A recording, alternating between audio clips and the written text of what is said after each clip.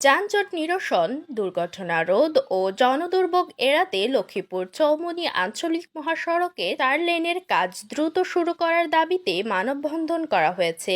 রোববার 27 এপ্রিল সকাল 10:30টায় লক্ষ্মীপুর প্রেস ক্লাবের সামনে লক্ষ্মীপুর জেলার সর্বস্তরের জনগণের ব্যানারে এই মানববন্ধন অনুষ্ঠিত হয়।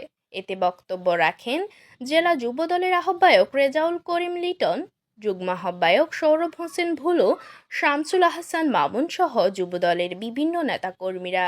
মানববন্ধনে বক্তারা বলেন, টেন্ডার হওয়ার পরেও কিছু কুচক্রী মহলের কারণে এই রাস্তার কাজ শুরু করা যাচ্ছে না।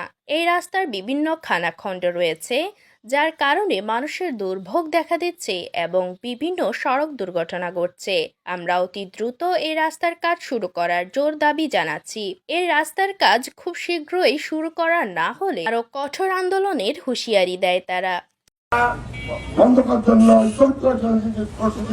সকল দায়িত্ব কিন্তু তারা নিতে হবে এবং আগামীতে আমরা আরো বৃহত্তর আন্দোলন গড়ে তুলব যদি আমাদের এই বাস্তবায়ন না হয়।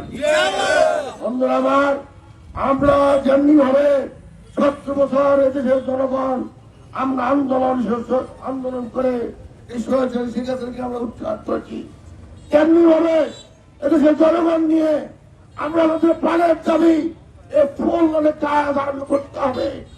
না হলে এই জনগণের মনের দাবিকে রূপান্তর করার জন্য আমরা আরো বৃহত্তর আন্দোলন সংগ্রাম করব।